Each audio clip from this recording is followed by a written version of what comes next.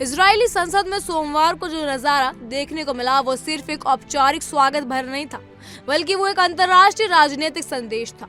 अमेरिकी राष्ट्रपति Donald Trump जब इजराइल पहुंचे तो उनका स्वागत एक राष्ट्र नायक की तरह हुआ। जी हाँ, पूरा संसद तालियों की गड़गड़ाहट से गूंज उठा। सांसद खड़े होकर उन्हें नमन कर रहे थे और एक त्रासदी को थामने वाले चेहरे को धन्यवाद दे रहे थे। ये वही इजराइल था जो 2 साल से हमास के साथ युद्ध की आग में झुलस रहा था। हजारों मासूमों की जान जा चुकी थी, लेकिन अब एक नई सुबह का दावा किया गया और इसका चेहरा बना अमेरिका के राष्ट्रपति डोनाल्ड ट्रंप का। संसद में जैसे ही ट्रंप पहुंचे, चारों तरफ तालियों का शोर गूंज उठा। कई मिनटों तक ही स्वागत थमा नहीं, सांसदों के चेहरों पर सुकून और राहत साफ नजर आ रही थी। युद्ध विराम का जो राजनीतिक परिदृश्य बना, उसका पूरा क्रेडिट ट्रंप को दिया गया।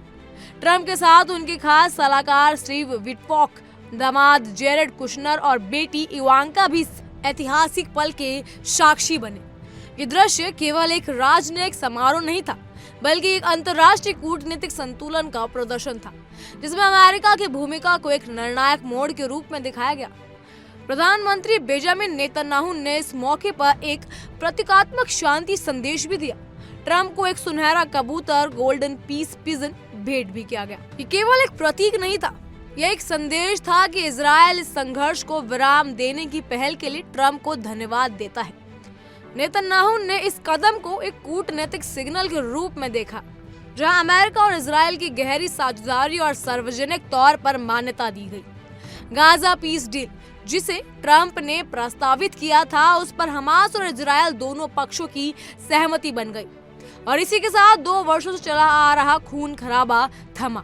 ये 2 साल केवल आंकड़े नहीं थे, बल्कि मानवता की हार की कहानी थे। मासूम बच्चों की मौत, तबाह हुए घर, टूटी उम्मीदें, इस सब का अंत हुआ, या यूं कहें कि विराम लगा। इस पर शांति प्रस्ताव से जैसे ही युद्ध विराम लागू हुआ, बंदियों की वापसी का सिलसिला शुरू हो गया। दोनों ओर से सैकड़ों बंधक अब तक अपने देश लौट चुके हैं। ये केवल एक कूटनीतिक समझौता नहीं, बल्कि उन परिवारों के लिए एक नई शुरुआत है जिनके अपने 2 साल से अंधेरे की कैद में हैं। डोनाल्ड ट्रंप की ये इजराइल यात्रा केवल एक राजनीतिक जीत नहीं, बल्कि एक शक्ति प्रदर्शन भी थी। ये दौरा ये दर्शाता है कि किस तरह अमेरिका, विशेषकर ट्रंप, मध्य पूर्व की राजनीति में फिर से अपने प्रभाव की गूंज पैदा करने की कोशिश कर रहा है। इस पूरे घटनाक्रम में जो सबसे बड़ी राजनीतिक छवि उभर कर आई है, वो है ट्रंप की एक बार फिर वैश्विक ताकत के रूप में वापसी। संसद में तालियों में छुपा हुआ था कूटनीतिक संदेश। नेतन्याहू द्वारा दिया गया शांति पुरस्कार सिर्फ एक धन्यवाद नहीं, बल्कि एक अंतर्राष्ट्रीय गठबंधन की पुष्टि थी।